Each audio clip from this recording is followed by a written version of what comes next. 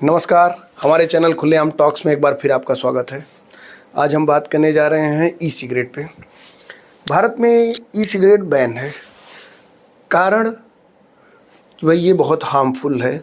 इसमें जो है इसका मिसयूज होता है, इसलिए बैन है। तो आपको मैं बताना चाहूँगा कि जो नॉर्मल सिगरेट जो भारत में बिकती है ना, compare to normal cigarette, e cigarette उतना हार्मफुल नहीं है। ये आप किसी भी लैब में टेस्ट करके आप चेक करवा सकते हो।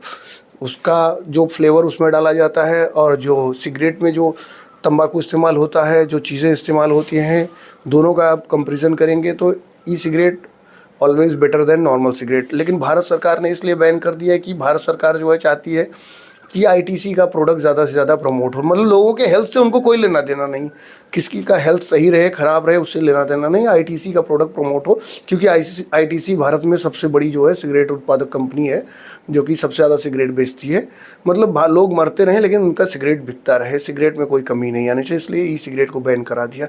ई सिगरेट को ये बोला जाता है कि एक तरह से लोगों के सिगरेट छुड़ाने का या सिगरेट कम कराने का एक माध्यम है। लेकिन नहीं, अगर आज ई सिगरेट पीते हुए कोई पकड़ा गया तो 1 लाख रुपए का फ़ाइन है। हाँ, जो कि आप सोचो कि उससे ज़्यादा हार्मफुल, उससे ज़्यादा खतरनाक सिगरेट हमारे पास अवेलेबल है और हम लोग पीते हैं, उस पर कोई फ़ाइन नहीं है। आप जो है खुलेआम आप जहाँ मर्जी हो, जो भी स्मोकिंग जोन बनाया हो या सड़क पे कहीं भी पियो, इसके लिए कोई बहुत सज़ा नहीं है, कोई मतलब कानून नहीं है।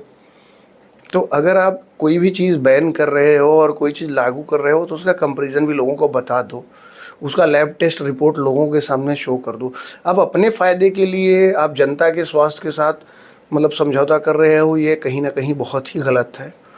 और ये काफ़ी सालों से, काफ़ी अरसों से होता चला आ रहा है। जनता को कुछ नहीं पता है कि कौन सी चीज़ खानी चाहिए, कौन सी चीज़ नहीं खानी चाहिए, कौन सी चीज़ पीनी चाहिए, कौन सी चीज़ नहीं पीनी चाहिए। जहाँ पे आपको ज़्यादा फ़ायदा मिल रहा है, नहीं नहीं ये सही है, और जहाँ पे अगर पता लगा कि किसी और को फ़ायदा है या कहीं और से मतलब कि एक तरह से लोगों के लिए फ़ायदेमंद है लेकिन उसका डायरेक्ट जो है इकोनॉमिकली हमें फ़ायदा नहीं हो रहा है, तो वो चीज़ें बंद हो जानी चाहिए।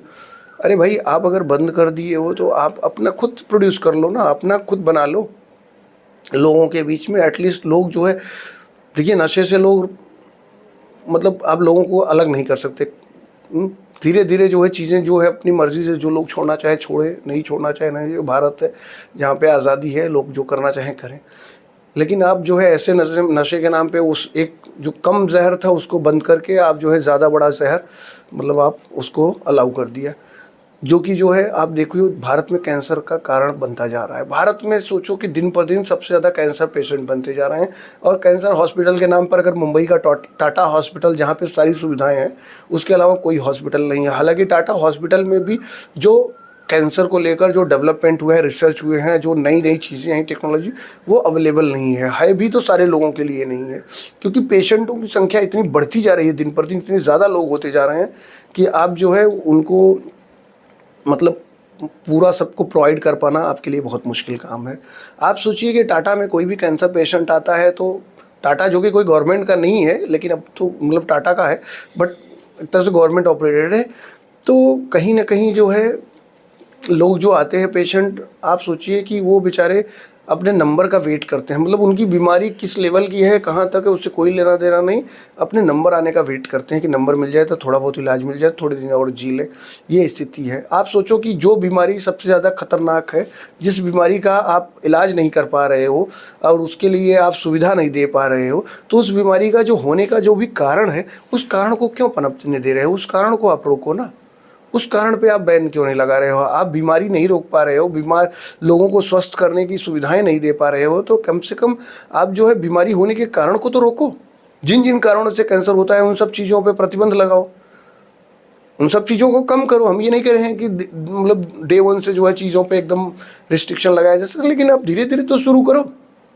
कि नहीं करना है आप मतलब कहीं ना कहीं सरकारों की इच्छा शक्ति में कमी है। लोगों सरकारों को ये किसी चीज़ से लेना देना नहीं है कि क्या वाकई में जो है चीज़ें जो है जनता के हित में हैं, या ज़्यादा से ज़्यादा लोगों को जो है इससे हित होगा या उनका हित होगा, उससे कोई लेना देना नहीं।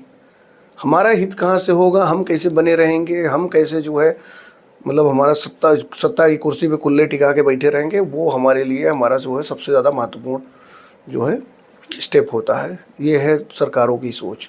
और जनता जनता के बारे में तो बोलना ही मतलब हंसी आती है।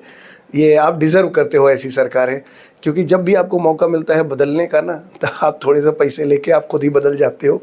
जब आपको मौका मिलता है कि आप गलत चीज़ों को हटा के सही चीज़ें लाओ ना, तो आप खुद ही गलत हो जाते हो, तो ऑटोमेटिकली फिर गलत चीज़ें जो है बनी रहती हैं।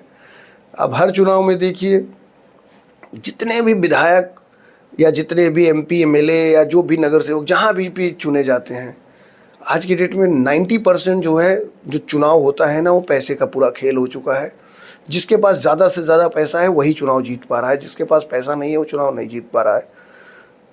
ये कहने की बात होती है कि एक विधायक के लिए, एमएलए के लिए, एमपी के लिए 4 लाख 5 लाख 10 लाख जो भी है लिमिटेशन है, ये तो बहुत छोटी रकम है। कोई भी छोटा से छोटा इलेक्शन, मतलब एमपी एमएलए का, जो भी एमपी एमएलए छोड़ दीजिए, कॉरपोरेटर के इलेक्शन में लोग जो है एक एक सीट निकालने के लिए जो है 4-5 करोड़, जहाँ पे जो लिमिटेशन है 2-3 लाख 4 लाख या 75,000 लाख रुपए, जो भी अलग अलग जो है एरिया में अलग अलग लिमिटेशन है, वो लिमिटेशन का कोई लेना देना नहीं। वो लिमिटेशन जो है सिर्फ चुनाव आयोग ने एक पर्ची है, वो उसमें लिखा है, उस पर जस्ट जो कैंडिडेट चुनाव लड़ रहा है उसे साइन करने के लिए होता है बस, और बाकी उस लिमिटेशन से कोई लेना देना नहीं। तो भाई, अगर आप पैसे लेकर लोगों को चुनोगे तो आपके भविष्य का फैसला नहीं करेंगे, आपके मतलब हित में काम नहीं करेंगे, आपके दिन पर दिन जो है दुर्दिन करते जाएंगे, और आपको स्वीकार करना होगा।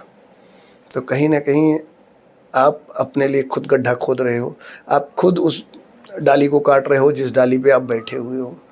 तो भैया, पहले जनता सुधर जाए, फिर नेता सुधर जाएंगे। सरकार कभी नहीं सुधरेगी, ये मेरा चैलेंज है। सरकार मतलब चेहरे बदल जाएंगे, रवैया, एक्टिविटी, काम करने का तरीका सब वही रहेगा। तो थोड़े से हल्के छोटे से लालच के लिए ऐसे घटिया और करप्ट लोगों को चुनना बंद कर दो, समझे ना। वो पैसा हार्डली 2-4-10 दिन 15 दिन 20 दिन के जो है ऐशो आराम अय्याशी में जो है ख़त्म हो जाता है, जो पैसे लेके आप जो है गलत आदमी को वोट देते हो। इसलिए खुद का सौदा करना बंद कर दो। आप खुद के स्वास्थ्य के साथ सौदा कर रहे हो, आप खुद के जो है लाइफ स्टाइल के साथ सौदा कर रहे हो, आप खुद के साथ जो सुविधाएं हैं उसके साथ सौदा कर रहे हो, जो आपको एक इंफ्रास्ट्रक्चर अच्छा मिल सकता है उसके साथ आप सौदा कर रहे हो, आपके बच्चों के अच्छा भविष्य मिल सकता है उसके साथ आप सौदा कर रहे हो। बस यही बोलना चाहूँगा। धन्यवाद।